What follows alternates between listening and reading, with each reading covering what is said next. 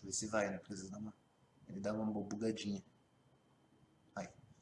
Hoje é a aula introdutória, né? Então, a partir de agora eles estão escutando. Agora, a partir de agora eles estão vendo vocês. Eu só vou arrumar a câmera ali, só. Ok. Tá? Boa noite.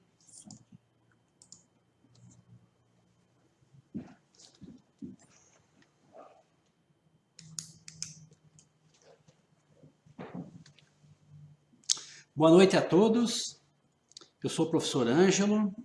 Estou aqui com o professor Nilson Biscaia, para nós batermos um papo hoje e a gente conversar um pouquinho sobre o nosso tema, análise de investimentos no agronegócio. É um prazer estar com vocês na turma MBA Gestão do Agronegócio 2017. Vocês estão fazendo uso aí da apresentação que nós estamos disponibilizando. A nossa ideia aqui é conversar cerca de uns 30 minutos, nós colocarmos as apresentações e depois abrirmos para vocês interagirem com a gente aqui, tá? Fiquem muito à vontade aí para a gente ir conversando à medida que as coisas forem surgindo. Boa noite, pessoal. Então, o nosso MBA, neste momento aqui, temos o foco no investimento agropecuário, onde nós temos a possibilidade de 3 linhas de atuação para o investimento, que é a modernização, expansão e implantação. Por que elaborar um projeto para encaminhamento aos eventuais parceiros, quer sejam credores, quer sejam investidores?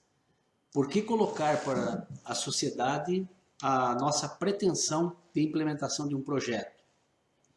Normalmente nós temos uma ideia que é de modernização, de expansão, de implantação de alguma estrutura que eu já tenha, né? E aí se enquadra a questão da modernização e expansão. Ou quando eu quero trazer um novo negócio, eu tenho o conceito de implantação. Os bancos normalmente oferecem roteiros, né, que facilitam essa apresentação do projeto. Nós temos aqui em tela o roteiro acessível do Banco do Brasil. Vocês têm acesso aí neste momento, né, a nossa tela mostra a página do bb.com.br. Nesta lupa que vocês estão vendo na tela, escrevendo a palavra roteiro, né, ele vai trazer a opção de roteiros para projetos. A partir de você clicando nesses documentos que temos aí, projeto de investimento e propostas de financiamento, vocês terão acesso a um modelo bastante completo e um modelo mais enxuto. Certo? Vou mostrar para vocês uma outra opção de roteiro que também temos no site do BNDES, www.bnds.gov.br. Aí vocês estão vendo agora os roteiros de pedido de financiamento. Temos aqui o roteiro do BNDES Finem, que é o primeiro aí, que é um roteiro bastante completo, e depois outros roteiros em função das linhas disponibilizadas pelo BNDES. Qual que é a ideia então aqui? É mostrar para vocês que nós temos esses 2 principais roteiros disponibilizados pela rede bancária para você poder formalizar, né, estratificar a ideia do financiamento, a ideia do projeto, a ideia da elaboração de um empreendimento, né?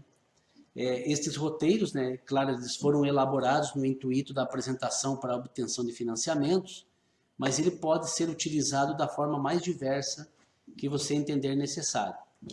Ele é um croquis, uma trilha, né, para que você consiga estruturar a ideia, e aí você pode apresentar, então, como eu falei inicialmente, para potenciais sócios e investidores, inclusive para bancos, ou até para sócios, né, quando você já tem uma parceria formada e quer solidificar, consolidar a ideia do financiamento, da ideia do projeto.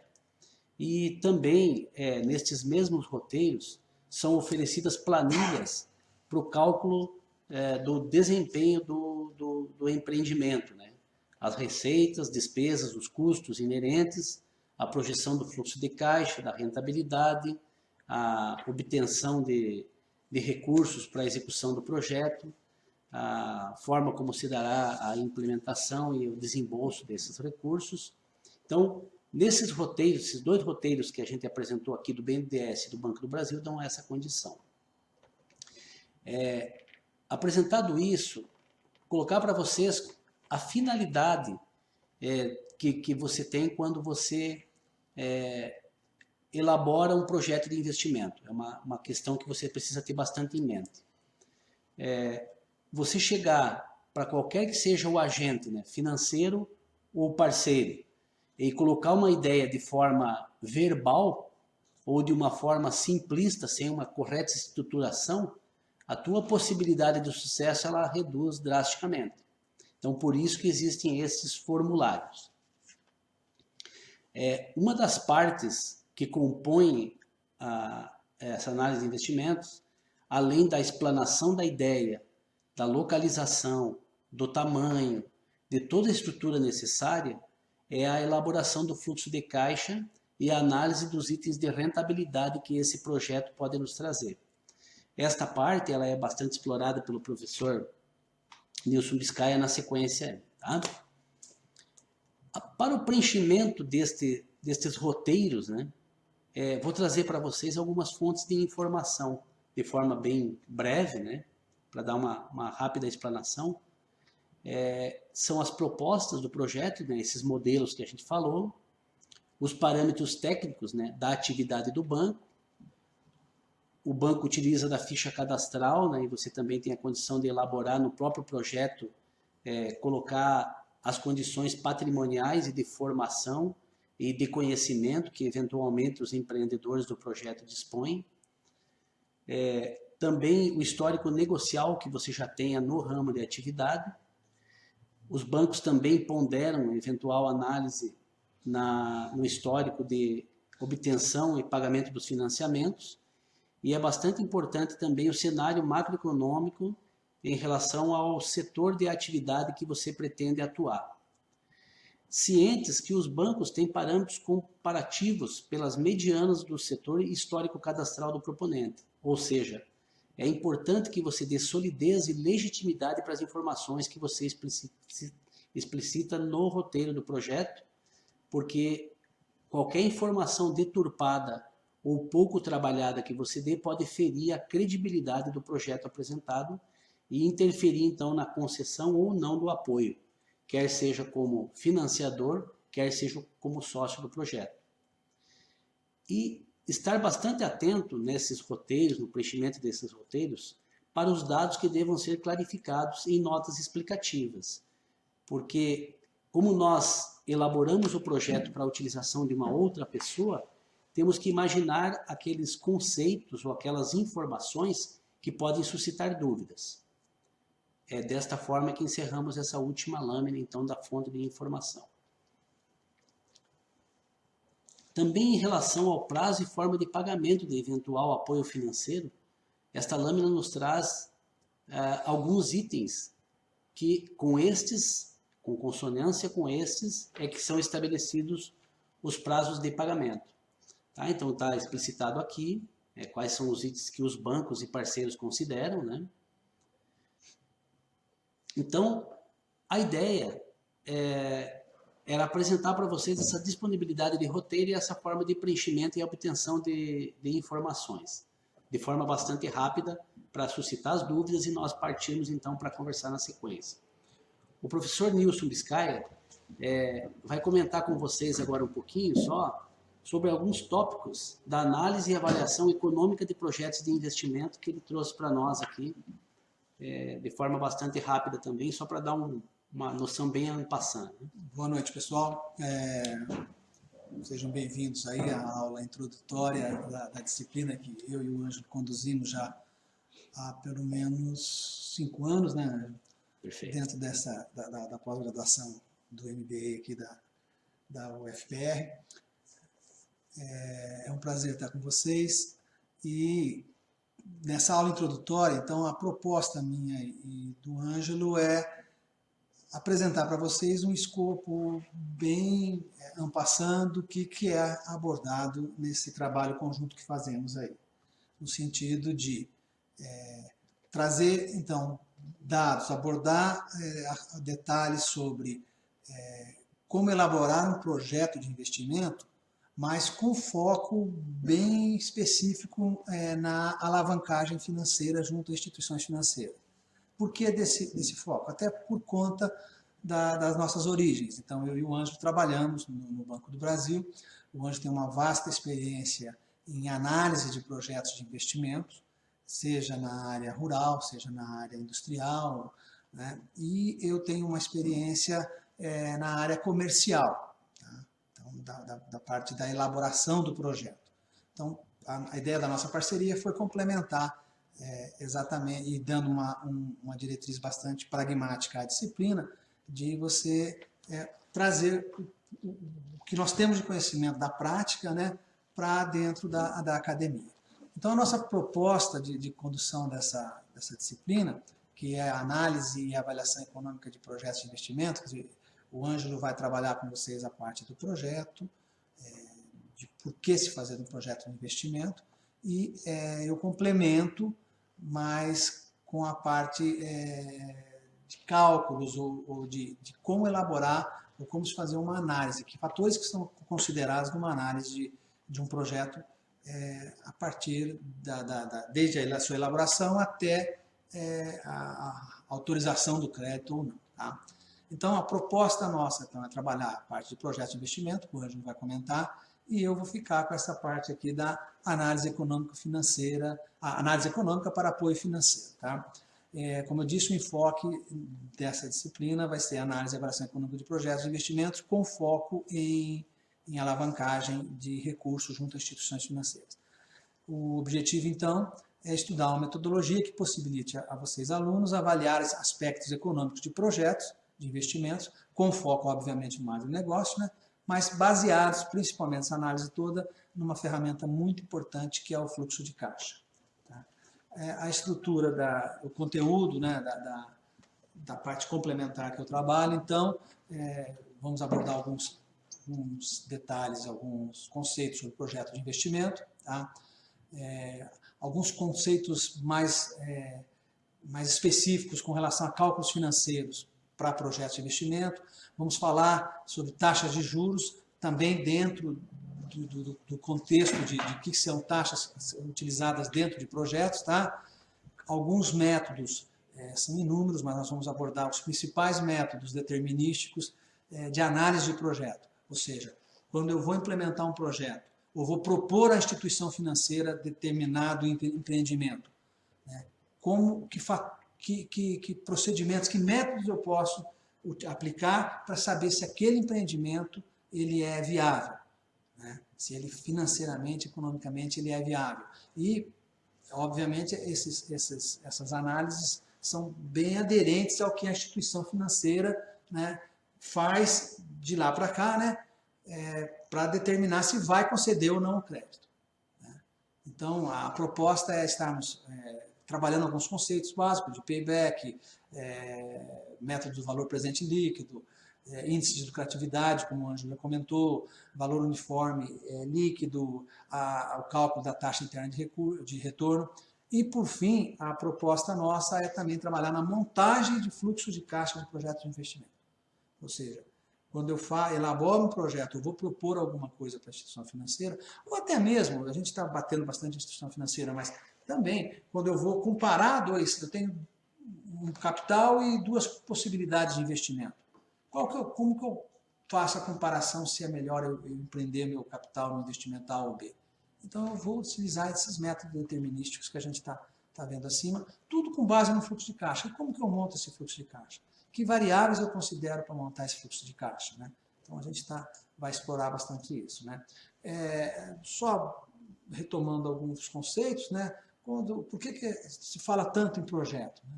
Quando eu vou falar em investimento, eu vou tomar uma decisão de empreender um recurso com uma perspectiva de longo prazo. Esse recurso que eu vou empreender nesse momento, ele vai me dar retorno no longo prazo. Tá? Então, para eu poder tomar uma decisão se eu faço ou não aquele empreendimento, é importante que eu faça um planejamento. Então, quando a gente fala em projeto, o conceito de projeto está muito linkado ao conceito de planejamento. Tá?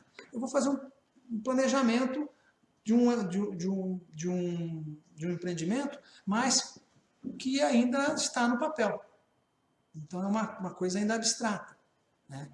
é importante que esse planejamento seja feito na forma de projeto, que ele seja formalizado, seja positivado, que eu registre isso. É o que o Ângelo acabou de comentar. Se você chegar para o gerente do banco e falar, olha, eu tenho uma grande ideia, mas você não trouxer uma proposta formalizada, né, um estudo que demonstre que essa tua ideia, essa tua proposta, ela é viável, a chance de você levantar qualquer recurso é muito pequena, ou praticamente zero. Né? Então é importante o quê? Que esse projeto seja formalizado, para que eu possa apresentar. Mas antes de eu apresentar um projeto para qualquer instituição, é necessário eu saber se ele, previamente, ele é viável. Né? Até para mim é mais importante isso até do que para a própria instituição, porque que eu iria empreender meu recurso, todo projeto existe a questão do capital próprio, num empreendimento que não é viável. Por mais óbvio que possa parecer isso que a gente está demonstrando, a gente vê que, estou comentando com vocês agora aqui, a gente vê que na prática acontecem situações em que chegam projetos que são economicamente inviáveis. E a instituição vai fazer isso. Bom, para eu poder propor isso, para eu poder estruturar esse meu projeto, registrar e fazer isso de forma escrita, formular, então é necessário que eu considere uma série de variáveis, né? Tamanho do meu empreendimento, a localização, que mercado eu vou abranger, né? Quais variáveis eu vou considerar para fazer essa análise, ou seja, qual o risco do meu empreendimento, que alocação de capital vai ser necessária, quanto vai ser o recurso próprio, quanto vai ser o recurso de terceiros, né? Quais as fontes desse recurso, onde que eu vou financiar, quais instituições, tenho recursos naturais disponíveis, quais recursos você necessário adquirir, matéria-primas, insumos, capital humano, né? Então, todas essas variáveis eu tenho que considerar quando eu vou elaborar esse meu projeto. Vocês vão ver que a gente fala muito na questão do projeto, né? E nesse sentido, né, professor Biscaia, é que o roteiro de elaboração ele funciona como um instigador, a resposta a cada uma dessas questões colocadas pelo professor Biscaia, certo? Então, você inicia com a denominação do projeto, depois com todos os agentes do projeto e vai respondendo a cada uma das questões, de forma que ao final da parte descritiva e quando você parte para a análise dos números de desempenho do projeto, né, do desempenho futuro esperado do projeto, você já tem na tua cabeça bem estruturada essa situação para que facilite você a fazer uma correta avaliação do desempenho futuro do projeto. Certo? Perfeito. E para preencher, vamos dizer assim, esses roteiros, para você subsidiar esse teu estudo, você vai trabalhar, e aí é a questão do projeto. O projeto, na verdade, ele trabalha com uma coisa que ainda vai existir. É diferente da engenharia da produção, que você trabalha com algo que já está rodando. Né? Você gerencia um processo que já está implantado. Você tem as estimativas que você faz em cima de algo que já está dado. Quando você vai trabalhar com um projeto de investimento, ou de empreendimento, é muito comum você trabalhar com uma coisa que você ainda vai ter que estimar. Né? Então, as variáveis, elas vão ser... os roteiros vão ter que ser preenchidos em cima com estimativas. E essas estimativas, quanto mais completas e mais próximas da realidade eu conseguir implantá-las, melhor vai ser a saída, né, o resultado da minha análise. Né? Então, da importância da gente também, quando fizer essas estimativas, procurar abarcar todas as estimativas relevantes. A gente vai falar um pouquinho mais para frente disso aí. Tudo isso é transformado numa ferramenta, que é o fluxo de caixa. A partir dessa ferramenta, esse fluxo de caixa gera demonstrativos, uma série de demonstrativos financeiros, que nós vamos estar avaliando, estudando isso durante as aulas, que vocês vão acompanhar. E esse fluxo de caixa, então, que vai ser a base para toda a análise que é feita seja pelo projetista, seja pelo analista financeiro. Tá? Quando eu vou apresentar ou estruturar um determinado projeto, nós vamos considerar aspectos quantitativos, esses são mais fáceis de mensurar, volume de venda, volume de compra, consumo de insumo, consumo de energia, de mão de obra. Aspectos qualitativos são importantes também serem avaliados, né? Por exemplo, qual a qualidade final do produto que eu quero obter, né? Mas esses aspectos qualitativos já é uma análise um pouco mais complexa que os aspectos quantitativos, né? E existem alguns aspectos não mensuráveis. Por exemplo, impacto socioambiental de determinado projeto. Então, como que eu posso estimar isso, mas é difícil eu medir isso, né? Ou qual o grau de fidelização que eu posso obter de determinado fornecedor ou de determinado cliente, né? Então, todos esses aspectos, quando eu vou fazer análise para tomar a decisão se eu implemento ou não determinado empreendimento, ou determinada proposta de investimento, ela tem que ser considerada esses 3 itens, né? Levantados esses itens, tá, nós vamos para o processo de decisão. Então, esse processo de decisão vai basear-se em critérios econômicos, ou seja, em cima do fluxo de caixa, vou apurar a rentabilidade, vou ver qual o valor que esse fluxo de caixa agrega para a empresa que está propondo o projeto, para mim, se for o caso, né, quando eu estou propondo, né, vou avaliar critérios financeiros, ou seja, tenho recurso, vamos imaginar que determinado projeto necessite de um aporte de recurso próprio. Eu tenho esse recurso próprio, né?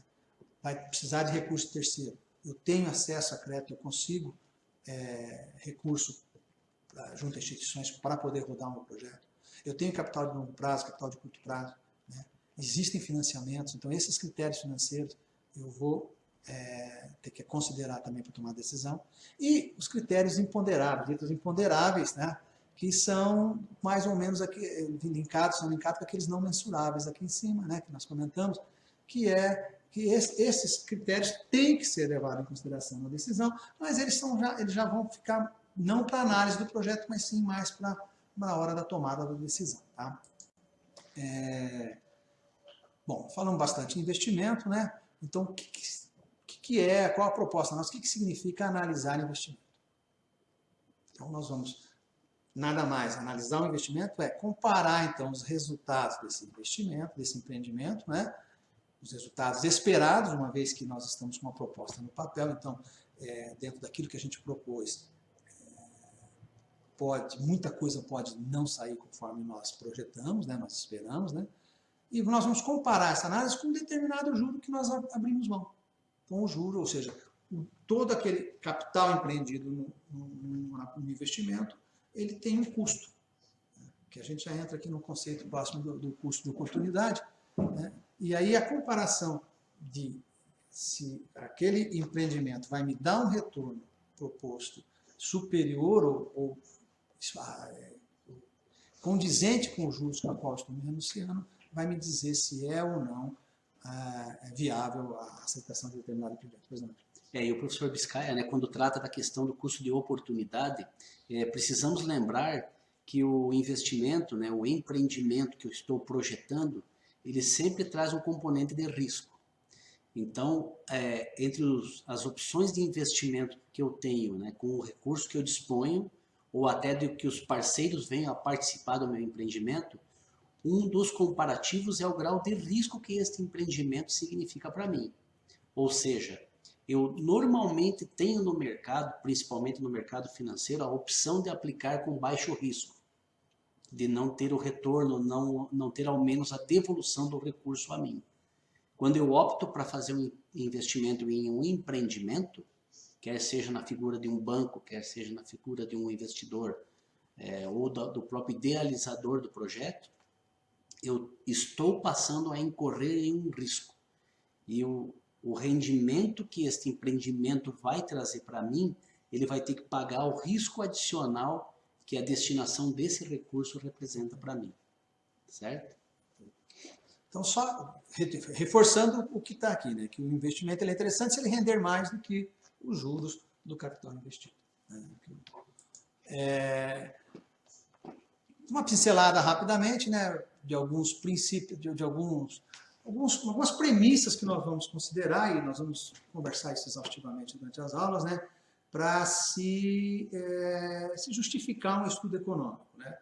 Então, a primeira premissa, deve haver alternativas de investimento. Né?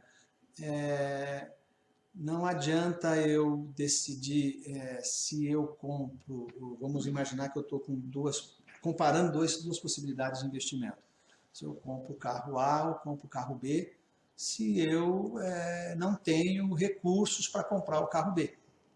Não tenho onde alavancar recursos, não tenho recursos próprios. Ou disponibilidade do produto. Ou a própria disponibilidade do carro B, vamos imaginar. Então, não adianta eu fazer uma análise na minha empresa, qual que era mais viável, A ou B, haja vista o B não haver possibilidade de se realizar. Então, não faz sentido eu fazer um estudo econômico para comparar essas duas oportunidades. Obviamente, eu fazer um estudo econômico para justificar se eu compro o carro A ou se eu não compro, aí já é uma outra situação, né? Mas eu estou comparando duas alternativas possíveis, né? As alternativas, quando eu comparar duas alternativas, ou quando eu trouxer também todas as variáveis para dentro do meu projeto, elas têm de ser monetizadas, né? Expressas em dinheiro. Por exemplo, eu vou trazer para um fluxo de caixa uma variável que é o consumo de uma máquina que consome 100 kWh. E vou trazer para dentro do meu fluxo de caixa, ou na análise do projeto, uma outra análise de uma variável que seria a mão de obra de 3 funcionários. Como que eu só posso comparar coisas iguais, né? Eu só posso trazer coisas iguais. Então não posso comparar 100 megawatts com 300 horas de mão de obra. Eu vou transformar 100 megawatts em monetizar isso, quanto custa isso, e vou também transformar essas 300 horas em dinheiro para poder trazer tudo numa base única, né? Os fatores imponderáveis são reservados para a tomada de decisão. Foi o que acabamos de dizer ali, que existem fatores imponderáveis essas variáveis têm que trazer para a análise do meu projeto, mas que eles não vão ser analisados no fluxo de caixa. E sim, ao final, quando eu vou tomar a decisão se adoto ou não, se apoio ou não determinado projeto, ou se ele é ou não viável, né? Só as diferenças são relevantes, as alternativas são relevantes. Aí essa premissa é mais voltada a quando eu estou comparando dois empreendimentos, né?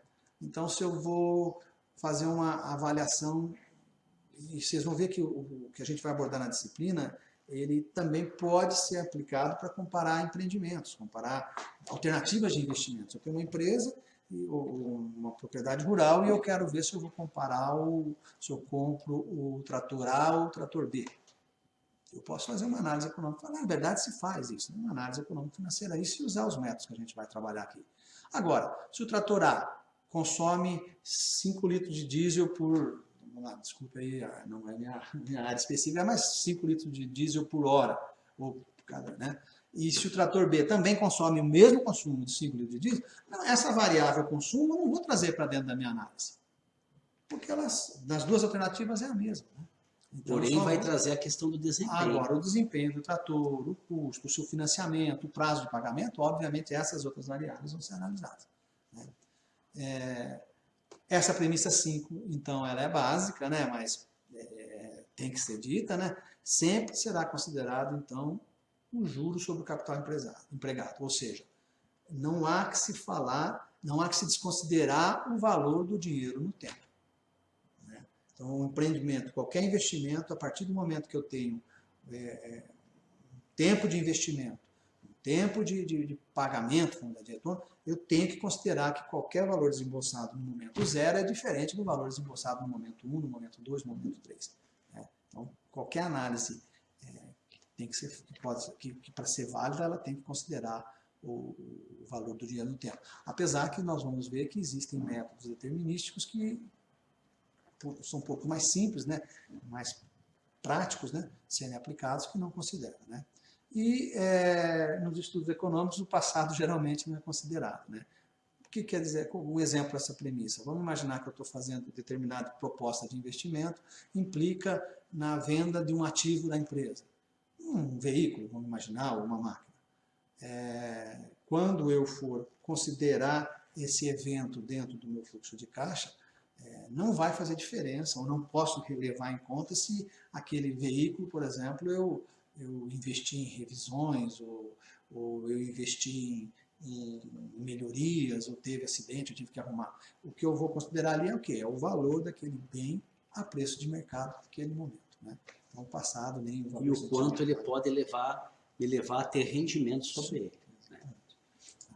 Então, uma pincelada mais ou menos do que nós estaremos vendo. Vocês vão sentir que a disciplina ela tem bastante trabalho, assim, tem bastante aplicação prática, né? A ideia ela é bastante fundamentada em cima de atividades que vocês vão fazer, preencher as planilhas, entrar nos sites, os roteiros, a parte de de métodos deterministas está muito vinculada aí à matemática financeira. Então, infelizmente, a matemática ela exige isso, né? Exige a prática, exige você fazer exercícios. O outro está disponibilizamos já para vocês no site relação de exercícios todos com uma ordem sequencial que vai propiciar, vai favorecer o entendimento da disciplina, né? Então, essa é a proposta de trabalho nossa para vocês aí dentro dessa disciplina nesse semestre, tá? A bibliografia está aí, o Ângelo também tem a bibliografia da parte de investimentos, de gestão de projetos, né? Que aí vai estar disponível para vocês também lá. Agradecer a oportunidade de estar com vocês aí, a turma da coordenação da pós-graduação, dizer que é um prazer, sejam bem-vindos e dizer que esse já acho que é o 5º ano, né, como eu falei no começo, e a gente tem tido boas experiências e bom feedback.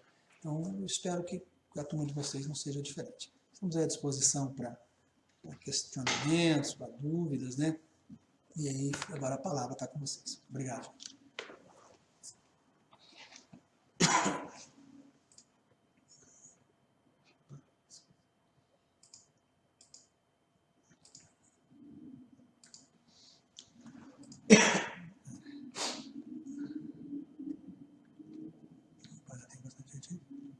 Nós estamos à disposição, né? Fiquem à vontade, então, para interagir com a gente, tá?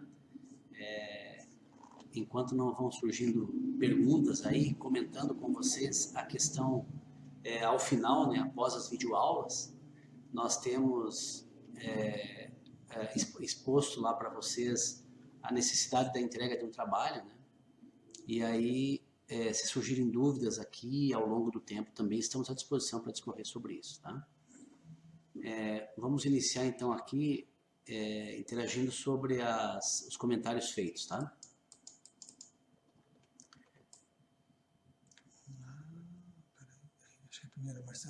O Marcelo Carvalho nos pergunta: é preciso apresentar garantias para obter financiamento rural? Que tipo? Né? Bom, uma das principais premissas dos financiamentos, quando eles são fixos, é que o terreno onde vai ser implementado o investimento, ele também faça parte da garantia, tá? Até por pressuposto, né? Se você vai fazer uma construção de algo em cima do terreno, não é nada razoável que você coloque apenas a construção como garantia, né? E sim o terreno que dá a base para que, eventualmente, se o banco precisar fazer uso dessa garantia, ele possa vender o terreno, claro, com a construção. Quando o investimento é um investimento móvel, né, por exemplo, né, na área rural, bastante comum, questão de tratores, né, e alguns maquinários, implementos, né, é necessário também a garantia do próprio bem, e em função, as demais garantias, elas são especificadas em função da condição da análise do devedor, né? O banco, quando é um devedor que tem um patrimônio mais significativo, que tem uma experiência boa com o banco, que tem uma trajetória interessante no sistema financeiro, o banco é menos exigente na questão de garantias. Porém, quando ocorre o oposto, né, que é um produtor que está iniciando na atividade, que não tem muita trajetória em financiamentos bancários, né, o banco costuma ser mais severo em relação às garantias exigidas. O Marcelo também nos pergunta: o modelo de projeto independe do volume de capital pretendido? Vocês vão perceber que no Banco do Brasil, né, nos modelos que nós apresentamos do Banco do Brasil, ele tem 2 modelos, um que é mais simples e um outro que é mais complexo, tá? O que indica, e também isso acontece no BNDES, também é um formulário bastante complexo e completo para a apresentação do projeto. O que convém, em função do montante pretendido, né, do investimento que está pretendendo, você utiliza, então, por exemplo, até R$700 mil de financiamento, tem um modelo simplificado do Banco do Brasil. Acima de R$700 mil, você tem a possibilidade de utilizar o roteiro completo, assim como no BNDES, fazendo eventuais exclusões, até porque muitos dos pontos ressaltados ali não necessariamente são aplicáveis ao projeto que você está pretendendo, tá? E do investimento que você está... Para cima, dá uma olhadinha. Volta um pouquinho, deixa eu dar uma olhada aqui. Só vamos... Só vamos ver se não passou nada. Não, aqui... Não, né? nós começamos com o Marcelo aqui. Tudo bem, Marcelo, então, respondida a questão, a possibilidade de você excluir itens não necessários, né? O Adriano Arantes nos pergunta como trazer para a realidade de uma propriedade agrícola que possui culturas de grãos utilizando estas ferramentas financeiras. Veja, na análise do investimento, quando vocês forem exercitar as ferramentas aí que nós estamos disponibilizando, fala-se de obtenção de receitas. Então, independentemente do produto que você coloque à venda, todo o produto ele vai ter algum custo de produção, né? Quer seja de matérias-primas, os custos inerentes à própria exploração do terreno, a eventual arrendamento. Então, as ferramentas elas são adaptadas. No Banco do Brasil, vocês vão perceber que dos formulários apresentados, tem um que é específico para a área rural, onde você explora de forma mais efetiva a questão de culturas de grãos, por exemplo. Tá? Então, lá, hoje nós passamos de forma mais breve, né? Mas nas videoaulas nós vamos navegar nos relatórios que os bancos apresentam para a elaboração do projeto de investimento. E aí você vai ver que lá tem o específico para a área rural, onde te permite você fazer a abordagem especificamente do caso de grãos. Adriano, o Ângelo respondeu numa linha, eu estou entendendo talvez, vou tentar ver uma outra linha aí, seu questionamento. Vocês vão ver que esses métodos determinísticos para avaliação de projetos que a gente está usando, mas na verdade eles podem ser aplicados para você decidir sobre investimentos, por maiores ou menores que sejam. Até aproveitando o gancho na resposta anterior, obviamente quanto mais complexo ou de maior monta o investimento, mais complexa, mais importante que você faça uma análise um pouco mais complexa, né? Ou mais completa, vamos dizer assim. Então, há que se considerar um projeto um pouco mais elaborado. Mas você pode usar, então, o próprio método do payback para comparar. Um exemplo singelo que eu dei é a compra de 2 empreendimentos, ou dois implementos agrícolas, 2 tratores, né? Ou para a implementação de determinada melhoria dentro da propriedade. Então, eu acho que são ferramentas que você, mesmo na bibliografia, você vai achar diversas situações em que elas podem ser aplicadas. A gente procurou explorar isso nos exemplos da disciplina, então você vai ver que, independente de alavancagem financeira, ou de buscar dinheiro para financiamento de investimentos, né, rurais, você pode utilizar essas ferramentas aí no dia a dia. Tá? O Juliano nos pergunta, as estimativas de custos de produção têm sido assunto controverso, tanto no meio acadêmico como nas empresas agropecuárias. Qual a metodologia que os professores recomendam ou mesmo preconizam, né? Então, assim, existem matrizes de custos, né?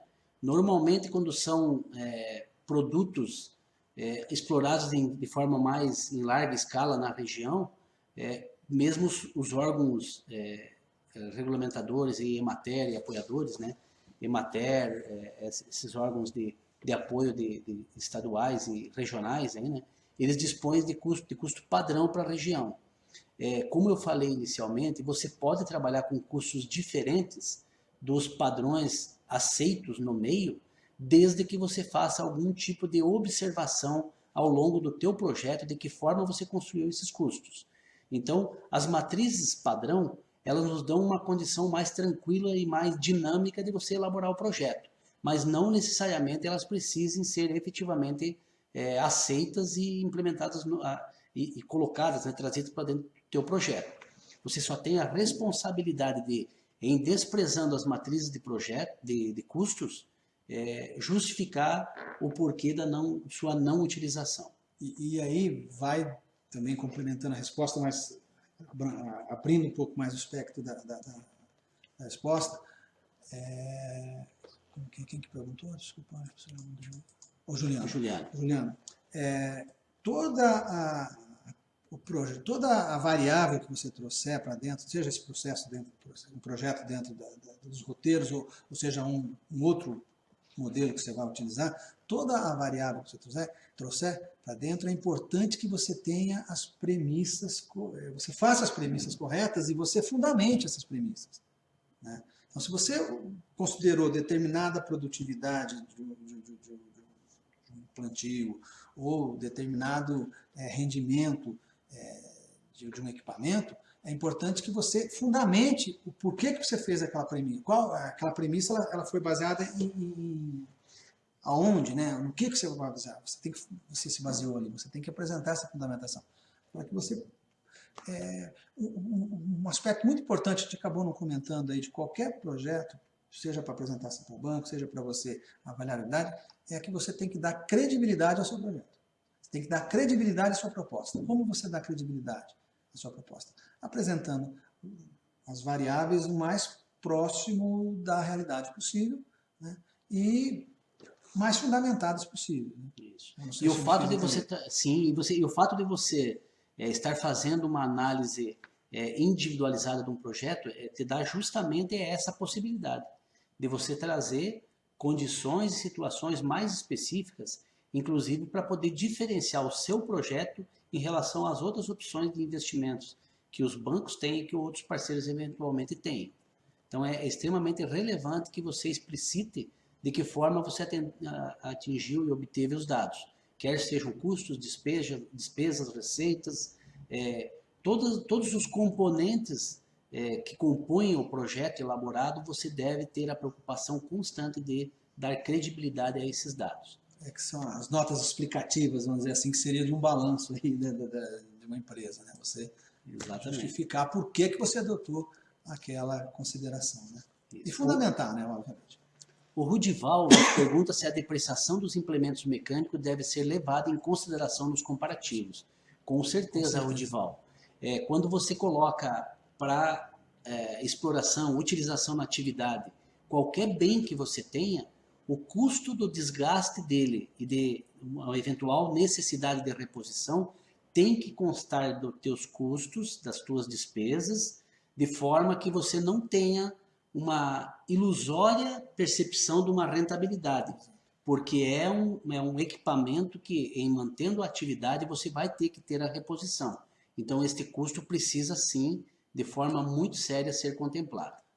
Na parte que a gente trata de estruturação, a última parte da disciplina, estruturação de fluxos de caixa, tem uma parte lá que a gente fala especificamente da depreciação.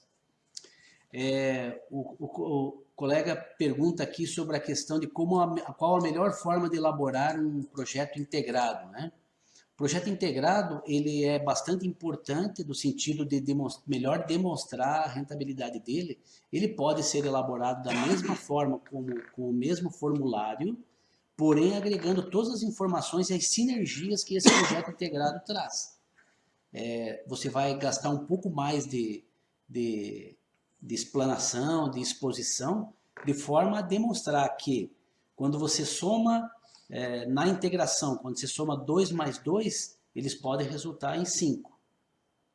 Então, a integração de projetos ela é extremamente salutar e tem sido considerada de forma como um diferencial no apoio dos projetos pelos diversos agentes, né?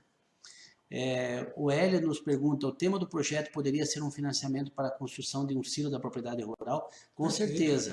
Aqui o Hélio deve estar se referindo à questão do projeto de avaliação. Sim, qualquer projeto que você imagine, né, muito melhor se ele for um projeto com pretensão específica de implementação, né, porque você já vai estar fazendo o exercício que a disciplina requer e já colocando para pensar sobre um eventual investimento que você queira efetivamente fazer.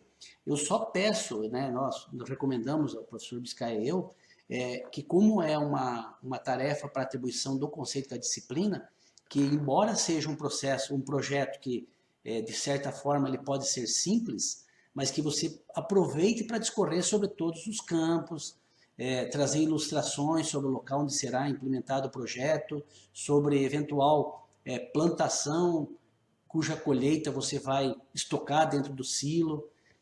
Aproveitar, né, de forma que você tenha uma avaliação correta sobre a percepção da disciplina. Então, não por ser a simples compra de um trator, o projeto proposto para a avaliação da disciplina, que ele seja feito de forma muito simplista.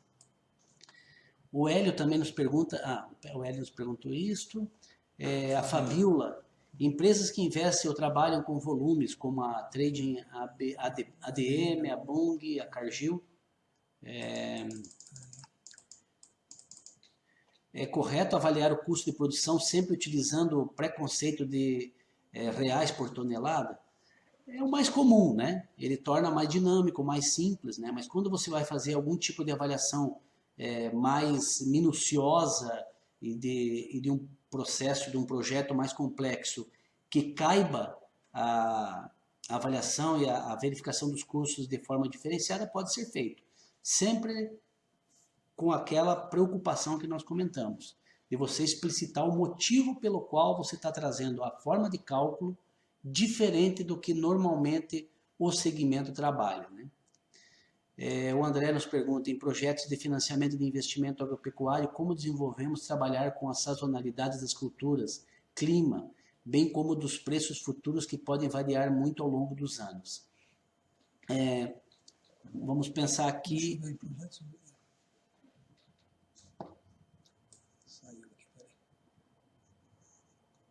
Projeto de financiamento de investimento agropecuário, como devemos trabalhar com a sazonalidade das culturas, clima, bem como dos preços futuros, que podem variar muito. André, são variáveis.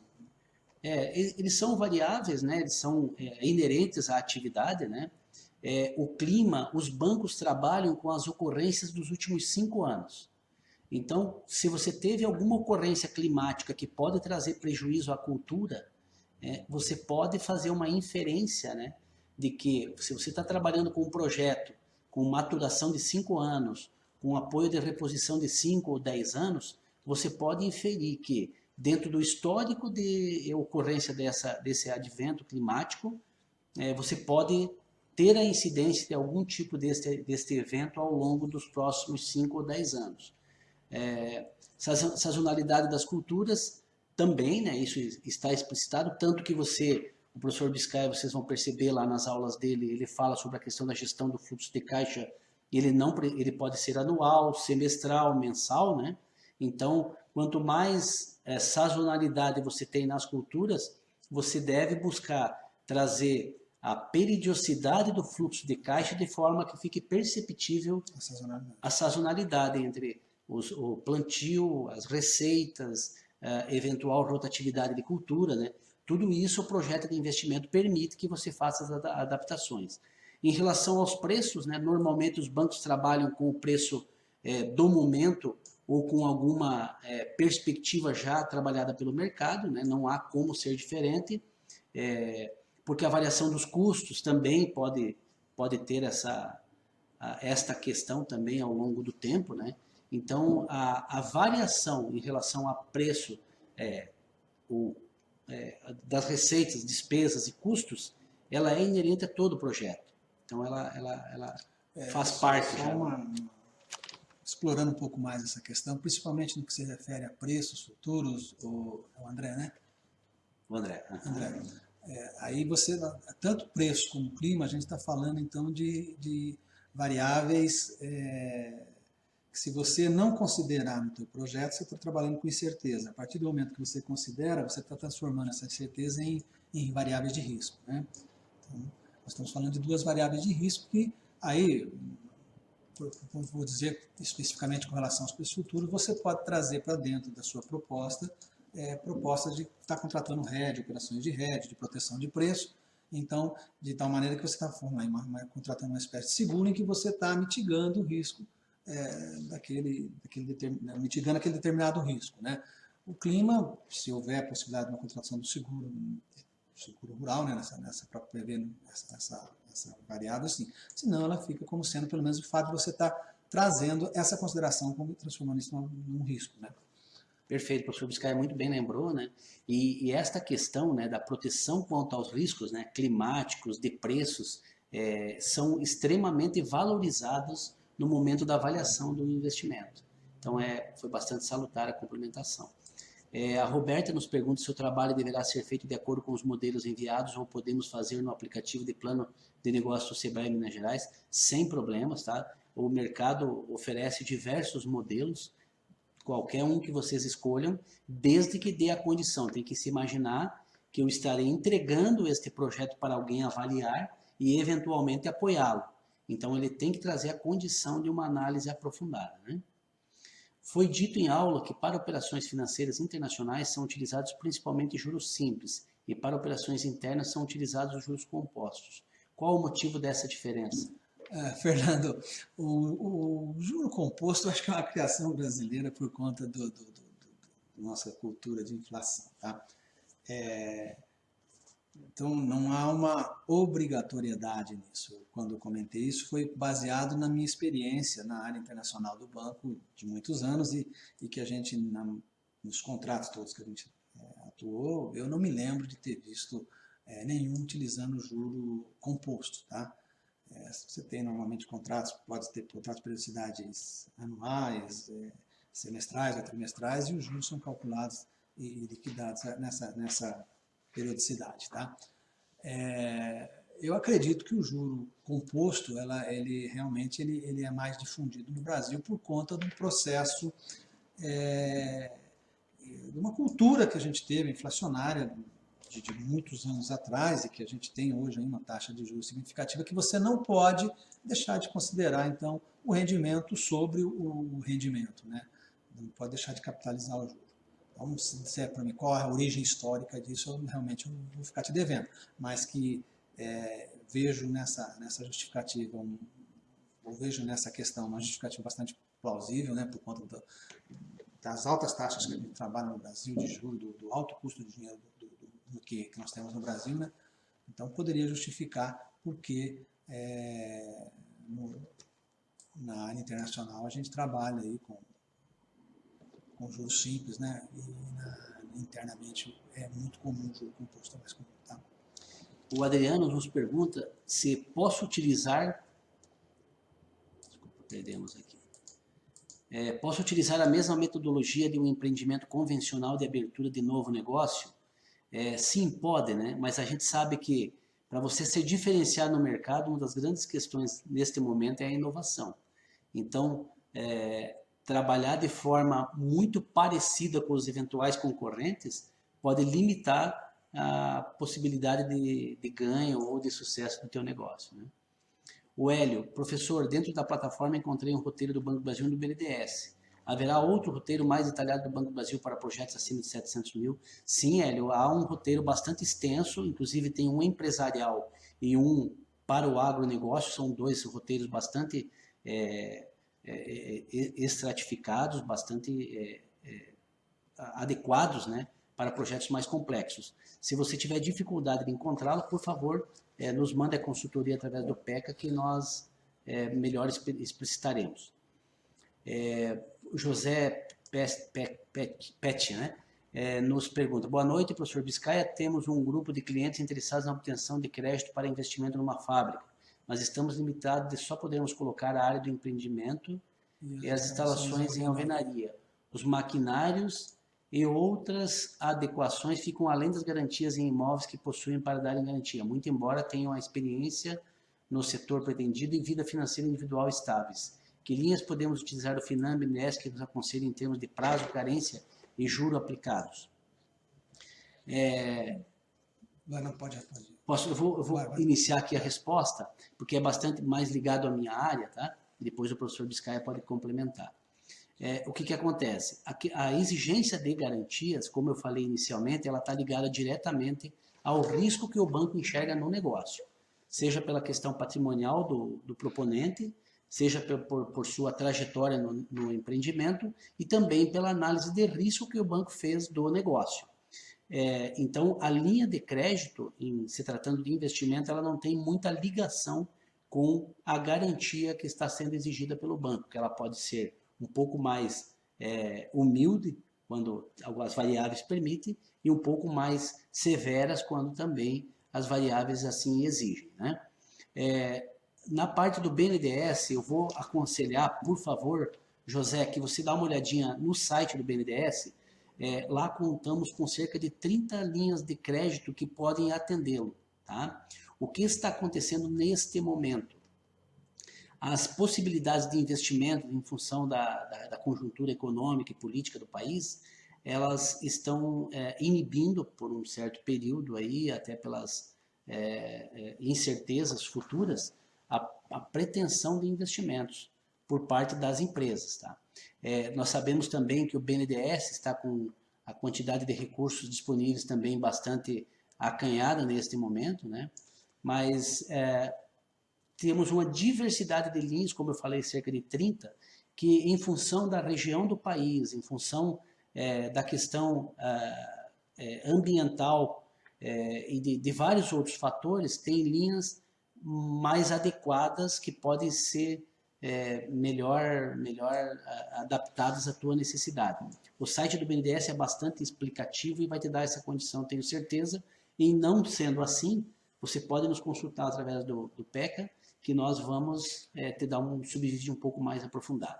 O José complementa aqui dizendo que foi feito para esses investimentos o estudo de viabilidade, né, e usando os métodos PL, TMAT, etc., e que comprovou-se a viabilidade financeira. Então, a questão que eu estou vendo, José, acho que está mais atinente à questão das garantias, né, da suficiência de garantias, né, isso as instituições financeiras não vão fugir muito de exigir uma cobertura total de garantias, né? É um tema complicado dentro do próprio banco, né? O próprio gerente de negócio do banco que vai tentar viabilizar o financiamento. Então, essa é uma questão que sempre esbarra, né? Agora, a adequação da linha é essa. Se você for fazer investimento em empreendimentos finalizáveis, tal, ainda o Finame é uma linha. O que a gente tem sentido é que o BNDES está com um recurso mesmo bastante escasso, né? E aí parte-se para linhas de instituições financeiras, linhas comerciais, né? O que a gente orienta, pela experiência, pela larga experiência de banco, né? Mais de 34 anos de banco, muito cuidado para não utilizar a linha de giro para financiar investimento. São linhas menos burocráticas, as linhas de giro, são linhas às vezes até mais fáceis de se acessar, mas é um capital de giro. Ele tem um custo de capital de giro, ele tem a periodicidade, ele tem um prazo para capital de giro, e aí é muito... Na experiência que a gente tem dentro da vida de bancário, são raríssimos os casos em que nós vimos a empresa utilizar-se de linha de capital de giro para financiar investimento e ter um final feliz. E o que se desaconselha também é usar os recursos próprios para investimento também. Normalmente as empresas buscam financiamentos bancários que têm uma questão da carência, questão do prazo de reposição mais amistosos, né? E resguardam parte dos seus recursos próprios para fazer o giro no dia a dia, né? Financiar clientes, financiar matéria-prima, estoque de produtos, né?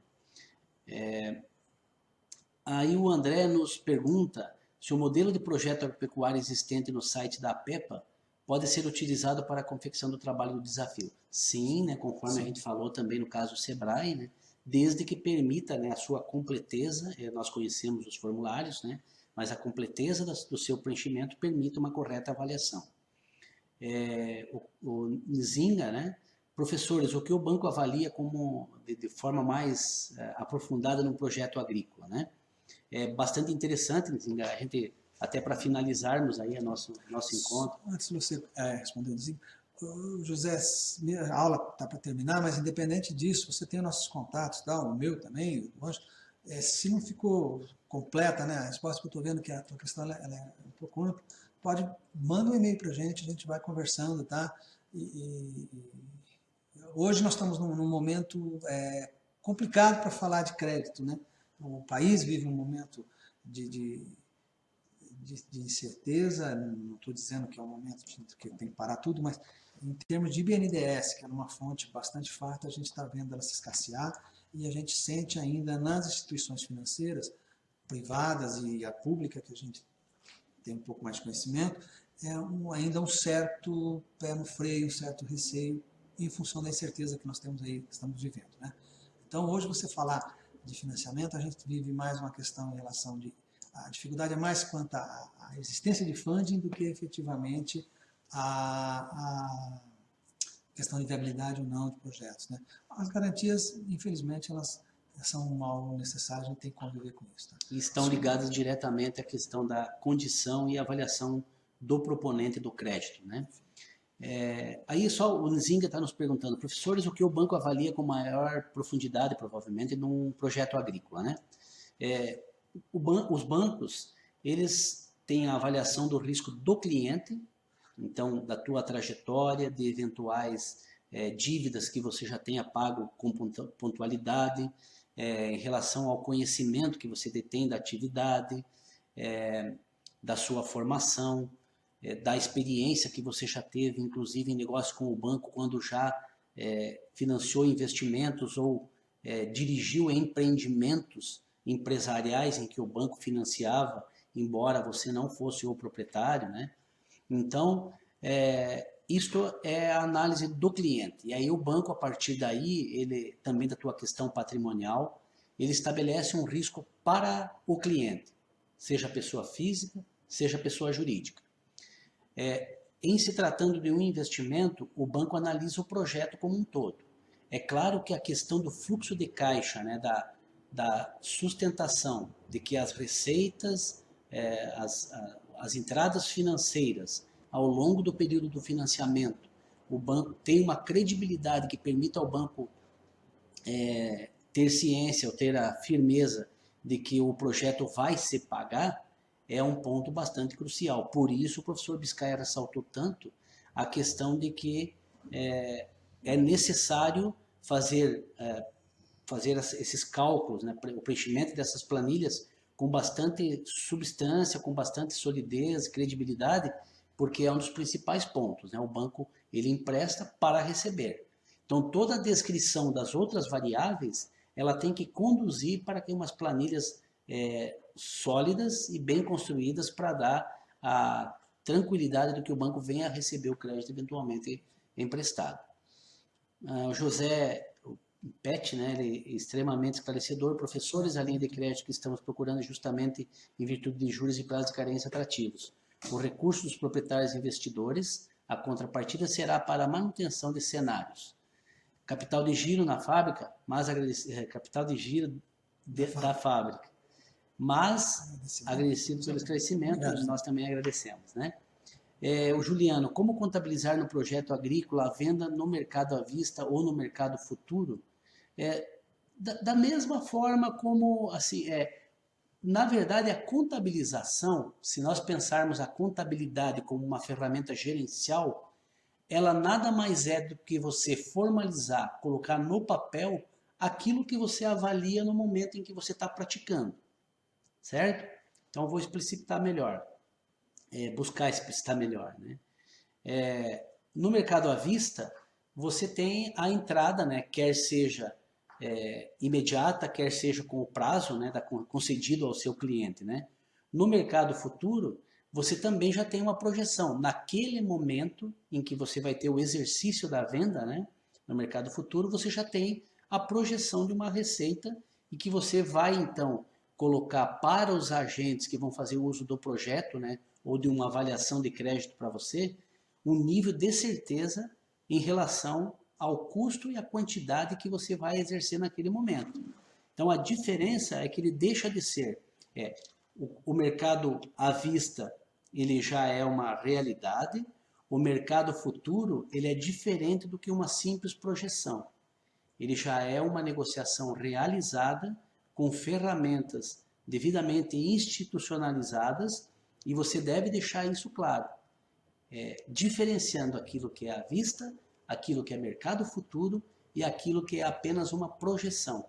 Ou seja, o nível de risco do teu projeto em relação ao futuro, quando você já tem um comprador certo, a preço certo e com data de entrega certa, ela também reduz o risco na visão do potencial credor que vai apoiar o teu projeto.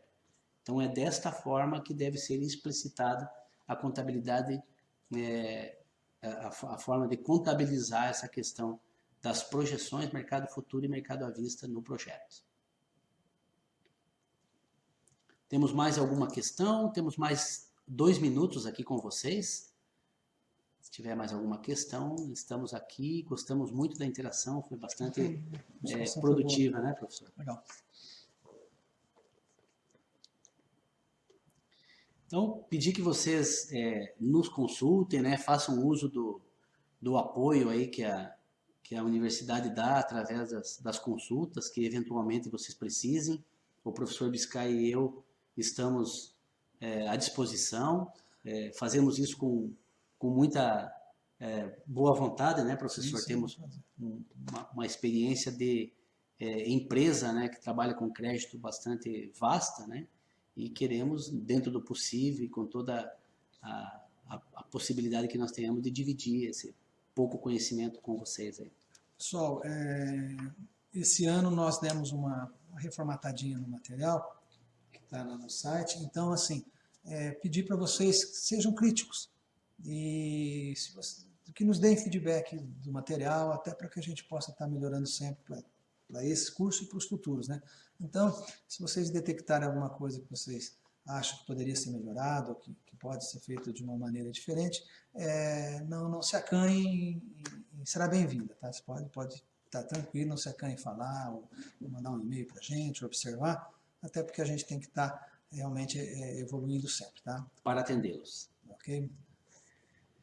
Isso aí, muito obrigado de minha parte, espero que nos encontremos aí em breve. Obrigado, Hélio. Um abraço, gente. Saúde e paz.